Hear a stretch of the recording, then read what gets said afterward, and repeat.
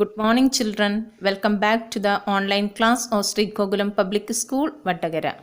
Dear children, good morning.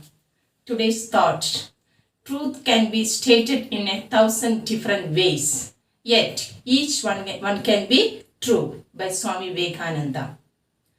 Now we can continue our history lesson. Did you remember? What is the lesson we started the previous days? Yes, women, caste and reform. Okay, and the previous day, what did we discuss there? We discussed about the condition of women in 18th century, and in 19th century certain changes occurred in the condition of women due to the influence of the social reformers like Raja Ram Mohan Roy, Ishwar Chandra Vidyasagar, etc. Okay, and today I am going to discuss why didn't the girls go to school in the 18th century.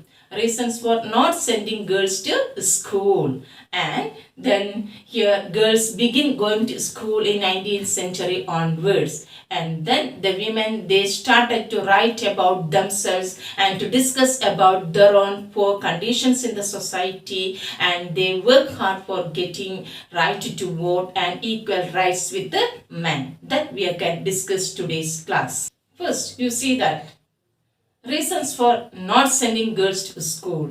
Why didn't the parents send their girls' children to the school?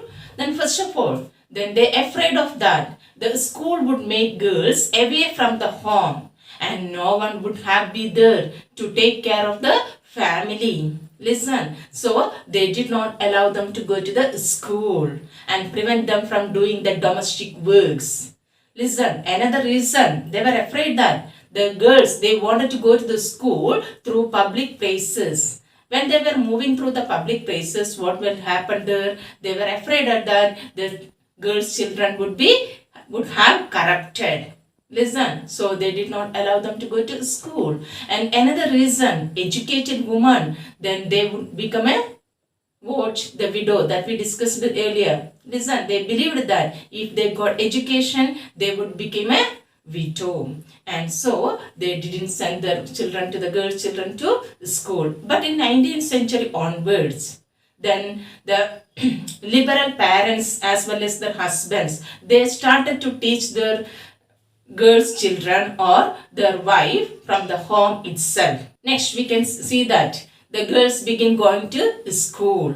Many of the schools were started for girls, like Ishwar Chandra Vidyasagar, then Jyotiba Phule, like the great reformers, they started schools for girls. Listen, and the reformers, they felt that it was necessary to improve the conditions of women in the society. That was possible only through education. Without giving the proper education to the woman, not possible to improve the conditions of the woman in the society. So then they started many girls' schools in Calcutta as well as in Bombay, Punjab, like that areas. Okay. And in 19th century, the women, they started to learn by themselves. Okay. Then last year you studied that one of the women, she learned secretly from her home. Then in front of the light of the candle at night, because daytime she was afraid of the society, so she didn't learn at the daytime. At night time she learned in front of the then candle light. Clear? Then who was that woman? Do you remember that? Yes, that is Raj Sundari Devi. She learned by herself. And in Punjab, the girls' schools that were established by Arya Samaj. Who founded the Arya Samaj? Do you remember that? Yes, Swami Dayananda Saraswati. And another reformer, Jyotirao Phule. Then he started schools in Maharashtra. Listen, girls' schools in Maharashtra. And his wife, Savitri Bai Phule, she also supported him. And Jyotirao Phule, then he was known as the pioneer of girls' education. And his wife, Savitri Bai Phule, then she was the first female teacher in India. And she was the mother of feminist movement in India. Clear?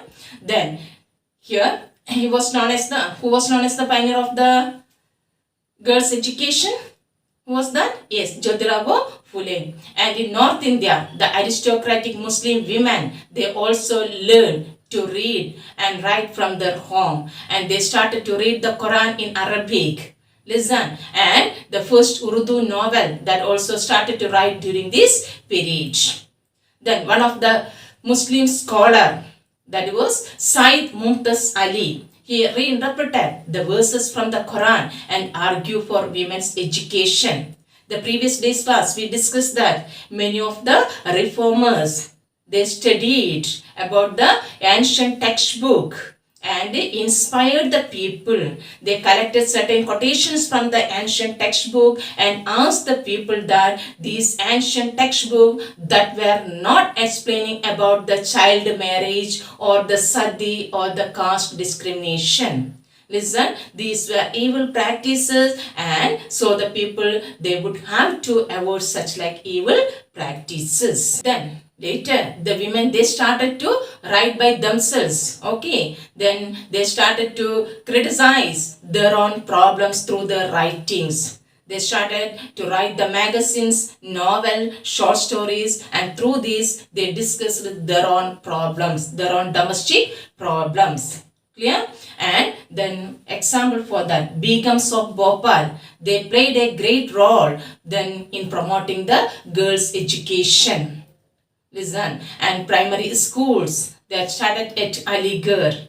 They started primary schools for girls at Aligarh in Uttar Pradesh. And Begum Ruqya Hussain, another prominent writer, women writer, she wrote the famous Sultana's Dream, and she also started schools for Muslim girls in Patna and Calcutta. And she was a fearless critic of conservative ideas. Listen, then she criticized the ideas of the conservatives. By 1880s, the Indian women, they began to get higher education and to become doctors and teachers. They got the job training also. And the women, they started to criticize the existing conditions of women in the society. Example, Tarabai Shinte, she published a book, that is Stri Purush Tulna, criticized the social differences between men and women. She argued for getting equal rights for men and women. Another woman reformer, Pandita Ramabai. Listen, the first woman to be awarded the title of Pandita. She was a Sanskrit scholar, and she wrote a book about the miserable conditions of women in the society. Especially then widow, they wanted to commit the sati. Listen, and she founded a widow's home at Pune to give shelter to the widows. Clear?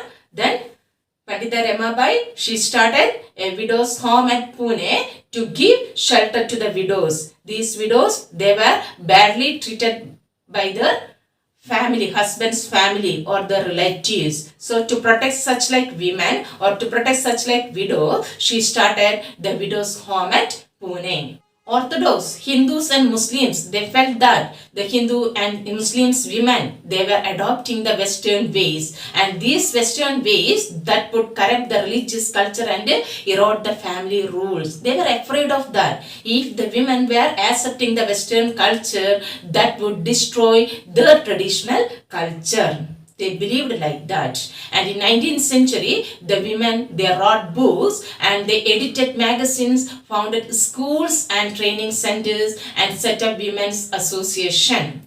Listen, and in 20th century, they formed, then political pressure grew to get the right to vote, better health care, and good education.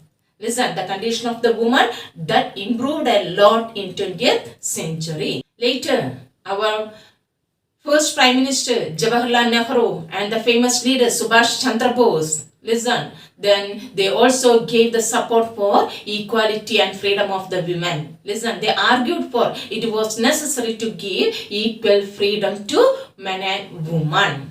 Listen, and then law against the child marriage that was passed in 1929. The Child Marriage Restraint Act that was passed in which year? 1929. That was another evil practice existed in the society, child marriage. And the reformers, they turned against that, and later the government passed an act in 1929 and they banned the child marriage. And according to this act, no man below the age of 18 and woman below the age of 16 could marry.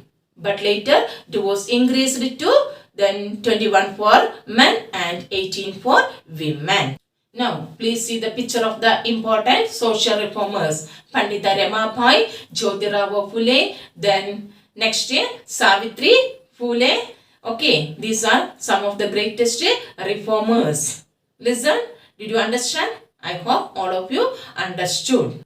Then, what did we discuss today? First of all, we discussed about why didn't the 18th century parents they send their girl children to the school. Why? Because they believed that school would take girls away from home and prevent them from doing the domestic works, and they would have corrupting the influence on them. Listen, that because the girls they wanted to move through the public places and that would corrupted them. They believed like that, and then the educated woman became widows, so they didn't send their girls to the school. But in 19th century they begin going to school. Then many schools were set up for girls. Then many of the great leaders like Jyotirao Phule, then as well as the Arya Samaj and Savitribai Phule, Ishwara Chandra Vidyasagar, okay, and the women writers, all of them influenced the people and they were inspired by the writings of these reformers, and they also started to go to the school.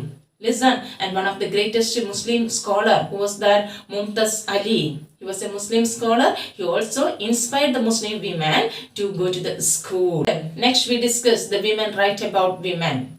First of all, the Begums of Bhopal.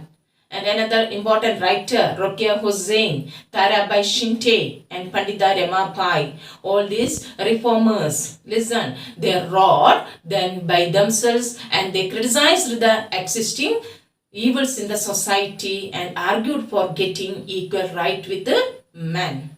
Okay, hope all of you understood. Don't forget to complete the notes. Listen, okay, read the textbook thoroughly, underline the main points and then prepare the notes. Okay, thank you.